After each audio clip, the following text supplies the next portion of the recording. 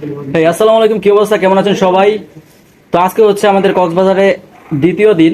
তো আমরা হোটেল থেকে বাইরে যেতে পারতেছি না, কারণ বাইরে প্রচুর পরিমাণ বৃষ্টি সকাল থেকেই। এখন যে আমরা মানে সকালে নাস্তা খাইতে বের হবো সেটারও কোনো উপায় দেখতেছি না।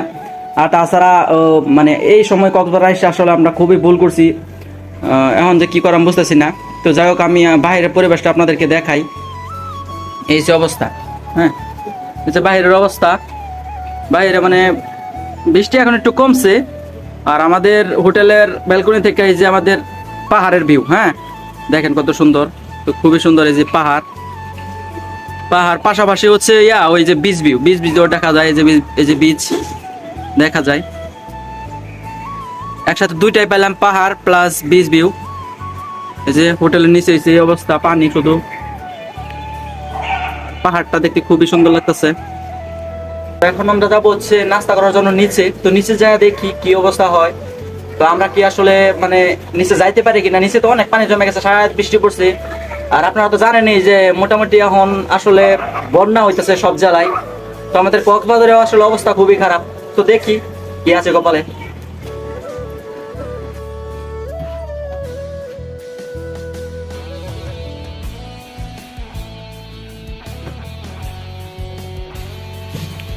এখন আমরা আছি লিফটে।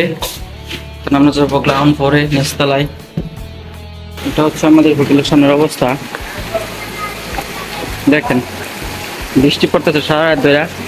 আর এই যে এখন পানির অবস্থা, কি যে একটা বিপদে আসলাম এই সময় কক্সবাজার আইসা, এটা আসলে বলে বোঝানো সম্ভব না। হ্যাঁ, এখন আমরা আছি সিএনজিতে। তো ওইদিকে ইনানি বিচ, পাটুয়া টেক এবং এই বিভিন্ন যত সব স্পট আছে দেখার মতো, ওইগুলো সবগুলো সিএনজি দিয়ে ঘুরে দেখে আসবো। আজকে সারাদিনের জন্য একটা রিজার্ভ নিয়েছি। আর রাস্তার অবস্থাটা দেখেন কি পরিমাণ পানি। আচ্ছা দেখি সামনে যাই, কি অবস্থা হয় অবশ্যই আপনাদের সাথে শেয়ার করব, আপনারা সাথেই থাকবেন। তো আমরা অলরেডি মেরিন ড্রাইভে উঠে পড়েছি। আর মেরিন ড্রাইভের আসল সৌন্দর্য এখান থেকে শুরু।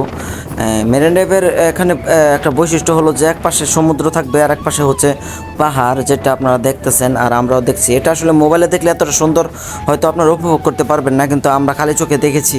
এটা আমরা বুঝেছি আসলে এটা সৌন্দর্য আসলে কতটুকু ভয়ঙ্কর হয়। আর ডান পাশে হচ্ছে সমুদ্র আর বাম পাশে হচ্ছে পাহাড়। হ্যাঁ সত্যি, এটার সৌন্দর্য আসলে অতুলনীয়, এটার আসলে কখনো তুলনা হয় না। এখন আমরা যাইতেছি হিমছড়ি, সমুদ্রের কাছাকাছি যাইতেছি। এই যে সামনে হয়েছে আমাদের সমুদ্র। তো এখন আমরা সমুদ্রে দেখবো। হ্যাঁ, সমুদ্র একদম কাছে আসা পড়ছি আমরা, আপনাদেরকে একটু দেখাই।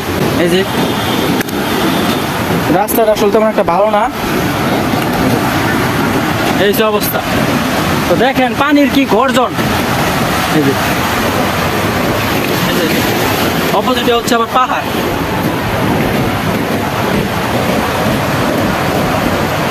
এখন চলে আসলাম ইনানি বিচে।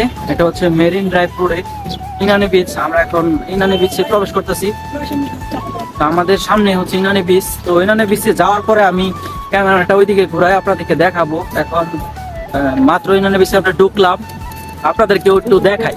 দেখেন এটা হচ্ছে আসলে ইনানি বিচ। আর ইনানি বিচ হচ্ছে আকার অনেক ছোট। এটা আসলে ওইদিকে এই কক্সবাজারের মতো বিচের মতো বড় না। এটা হচ্ছে ছোট্টখাটো একটা বিচ। তো এমনি তো এটা সুন্দর আছে। যাই হোক, দেখলে মোটামুটি ভালোই লাগলো আমাদের, খারাপ না। তো বিচটা আসলে মোটামুটি এখানে মানুষজন কম ছিল। আসলে সমুদ্র সবসময় ভালো লাগে, হ্যাঁ, এই জন্য সমুদ্রের পারে আগে আসি নাই, কিন্তু এখন আসছে আসলে খুবই ভালো লাগতেছে। তো এখন চেষ্টা করবো, যখন সময় পাবো, যখন সময় সুযোগ হবে, আল্লাহ চাইবে তখনই সমুদ্রে আসার চেষ্টা করব। আপনারাও আসবেন, সমুদ্র আসলে সুন্দর, অনেক সুন্দর। এই যে সমুদ্রের পানি আমার পায়ের কাছে, সত্যি অসাধারণ, একদম অসাধারণ। তো আমরা অবশেষে চলে আসলাম পাটুয়া টেক। আর পাটুয়া টেকের সৌন্দর্য দেখেন কতটা ভয়ঙ্কর। আসলে এই সৌন্দর্য দেখে আমি এখন মোবাইলটা বের করেছি এবং ভিডিও করতেছি যেন আপনাদেরকে দেখাইতে পারি। জাস্ট আপনারা একটু দেখেন আর প্রাকৃতিক সৌন্দর্যটা উপভোগ করেন।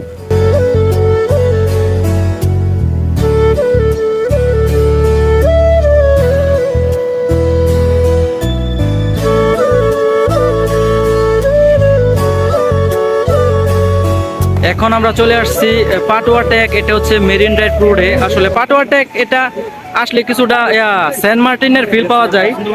এখানে এই যে পাথর প্লাস এখানে সমুদ্রের ঢেউগুলো একটু বড় বড় আসে। দেখেন এখানে সবাই ছবি তুলতেছে, এটা হচ্ছে অবস্থা। আর সামনে হচ্ছে পাহাড়, এক পাশে পাহাড় আর এক পাশে সমুদ্র। সমুদ্র সামনে, শুধু সমুদ্র, আর কিছু দেখা যায় না। ক্যামেরা যতই জুম করি সমুদ্র আর আকাশ মনে হয় যে দুটো এক হয়ে গেছে।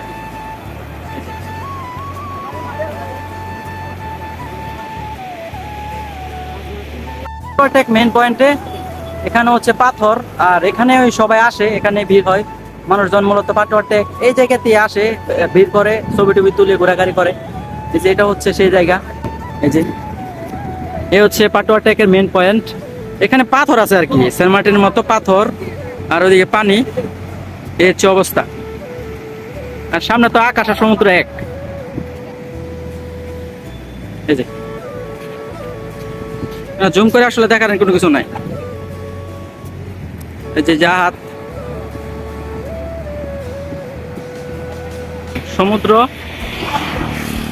আর এই হচ্ছে পাহাড়। পাহাড় কিন্তু অনেক উঁচু, কিন্তু মোবাইলে আসলে এত উঁচু ভাসে না, মনে হয় যে একবারে নিচু। ওই যে পানি পার হয়ে এই সাম্পান নৌকার এখানে, এই যে আমার পিছনে সাম্পান নৌকা। এই নৌকাগুলো আসলে অনেক সুন্দর, এগুলো মাছ ধরার নৌকা, কিন্তু দেখতে আসলে অনেক সুন্দর দেখা যায়। এই যে আমার পিছনে অনেক সুন্দর না? আসলে ক্যামেরাতে কিভাবে কতটা সুন্দর লাগতেছে সেটা জানি না, কিন্তু আপনারা যখন সরাসরি আসবেন তখন আসলে নৌকাগুলো দেখতে অপরূপ লাগবে। আসলে অনেক সুন্দর, আপনাদেরকে আমি পিছনে ক্যামেরাতে দেখাইতেছি। এই যে দেখেন, দেখছেন কি পরিমাণ সুন্দর, অনেক সুন্দর।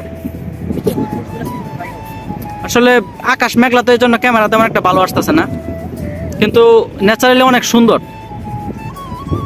আসলে বৃষ্টি আসবে, আকাশের অবস্থা খুবই খারাপ। পাটওয়ারটেক আসলে অনেক সুন্দর, এখানে আসলে সেন্ট মার্টিনের মতো ফিল পাওয়া যায়। হ্যাঁ, আমার ছবি ক্লিয়ার আসে। পাটওয়ারটেক একটা বললাম, আসলে সমুদ্রের ঢেউ যাতে রাস্তায় আঘাত না করে, এই জন্য এই যে এখানে বড় বড় পাথর দেওয়া। এই পাথরে আসলে খুব সাবধানে আমাদের চলতে হয়, কারণ পাথরে পিচ্ছিল গায়ে পড়লে কিন্তু অনেক দুর্ঘটনা হবে। যাই হোক, আজকে আমাদের গন্তব্য এ পর্যন্তই, এখান থেকে আবার আমরা ব্যাক করবো। তো চলেন যাওয়া যাক। তো যাই হোক, আলহামদুলিল্লাহ আমাদের সাইট সিইং ঘোরাঘুরি করা শেষ। এখন চলে আসলাম কক্সবাজারের ডলফিন মোড়ে। এখন আমরা একটু যাব হোটেলে গিয়ে খাওয়া দাওয়া করব। তো দুপুরের লাঞ্চটা আমরা এই রেস্টুরেন্ট থেকে আসলে পার্সেল করে নিয়ে নিলাম। আমরা হোটেলে গিয়ে তারপরে শান্তিতে বসে তারপরে রিল্যাক্সে খাবো আর কি, পার্সেল করে নিয়ে নিলাম একেবারে। এখন হচ্ছে বিকাল টাইম, আর দুপুর থেকে এখন অবধি অনেক বৃষ্টি হয়েছে, আর বৃষ্টি হওয়ার পরে এই যে কক্সবাজারের রাস্তার এই অবস্থা। তো এখন আমরা যাইতেছি হচ্ছে কক্সবাজার রেলওয়ে স্টেশনে, কারণ এখানে আসলে যাইতেছি কিছু তথ্যর জন্য। কারণ কালকে শুক্রবার আমাদের ব্যাক করার কথা, কিন্তু আসলে দেশের বন্যার যে পরিস্থিতি, ট্রেনের সব রাস্তা হচ্ছে পানির তলে। তো সেই বিষয়ে আজকে খোঁজখবর নিতে আমরা যাচ্ছি যে ট্রেন আগামীকাল চলবে কিনা। আসলাম কক্সবাজার রেলওয়ে স্টেশনে, আসলাম মূলত খোঁজখবর নেওয়ার জন্য যে কালকে ট্রেন চলবে কিনা। কিন্তু আয়সা খোঁজখবর নিলাম, কিন্তু কাউন্টার থেকে আমাদেরকে জানানো হলো ট্রেনটা আসলে সাময়িকভাবে বন্ধ। কবে নাগাদ চালু হবে সেটার কোনো গ্যারান্টি নাই। আমাদের কালকে 12টা বাজে কক্সবাজার এক্সপ্রেস ট্রেনের টিকিট কাটা ছিল, কিন্তু আমাদের টাকা সম্ভবত কালকে অনলাইনে ব্যাক করে দেবে। তার মানে আমরা কালকে ট্রেন দিয়ে যেতে পারছি না। আর বাসও সাময়িকভাবে বন্ধ, বাস দিয়ে আমরা যেতে পারবো না। তাহলে দেখা গেছে আমরা এখন কি করবো বুঝতেছি না আসলে। তাহলে দেখা গেছে কতদিনের জন্য যে আমরা কক্সবাজার এখানে আটকে গেলাম, এটা একমাত্র আল্লাহ জানে। তো আল্লাহর কাছে দোয়া করি যেন বাংলাদেশের যে বন্যার পরিস্থিতি, এই বন্যা প্রবলিত মানুষদের জন্য আল্লাহ যেন সাহায্য করে, এবং বাংলাদেশকে যেন এই বন্যার হাত থেকে রক্ষা করে, এটা আল্লাহর কাছে চাই। আমরা যেন তাড়াতাড়ি বাসা যেতে পারি, এটা আল্লাহর কাছে চাই। দেখি কি হয়, আপনাদেরকে অবশ্যই জানাবো। তো যাই হোক, যেহেতু কক্সবাজার রেল স্টেশনে আসছি, তাই ভাবলাম যে স্টেশনটা ঘুরে যাই, কারণ সবসময় তো আর এখানে এসে ঘুরতে পারবো না। অনেক বড় জায়গা জুড়ে স্টেশনটা তৈরি করছে, আর স্টেশনটা আসলে অনেক সুন্দর, কিন্তু আসলে এত এত টাকা খরচ করে এত বড় স্টেশনে এখানে তৈরি করার কোনো মানে আমার কাছে ভাই আমি খুঁজে পাইতেছি না। আচ্ছা যাই হোক, দেখা যাক। এখন আমরা হয়তো এখান থেকে চলে যাব। এখন বাজে রাত 10টা না 11টা, শিওর বলতে পারি না। এই সময় আসলাম আমরা বিচ দেখার জন্য, কিন্তু ভাই বিচে আসার পরে বিচের যে অবস্থা, বিচ আসলে সমুদ্র যেমনে আসলে গর্জন শুরু করছে, এখানে দাঁড়া থাকা আসলে যাইতেছে না। আর মানুষজন অনেক, আজকে বৃষ্টি নাই, অনেক মানুষ। আর আমরা একটু যেখানে মানুষ কম সেখানে আসছি। আর দেখেন সমুদ্রের আসলে রূপটা কি ভয়ঙ্কর, আর জ্বর গুলা যে আসতেছে, ঢেউ গুলা যে আসতেছে উড়া ধুরা, শালা আসলে ও মজাই অন্যরকম।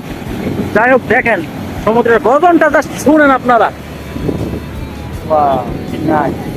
তো এখন প্রায় অনেক রাত হয়ে গেছে, এই জন্য ভাবলাম যে এখন আমরা চলে যাই, ঘুমাতে হবে। আর আজকের ভিডিওটা এ পর্যন্তই। আর পরবর্তী ভিডিও না আসা পর্যন্ত অবশ্যই সবাই ভালো থাকবেন, সুস্থ থাকবেন। আল্লাহ হাফেজ এবং পরবর্তী ভিডিওর জন্য অপেক্ষা করবেন।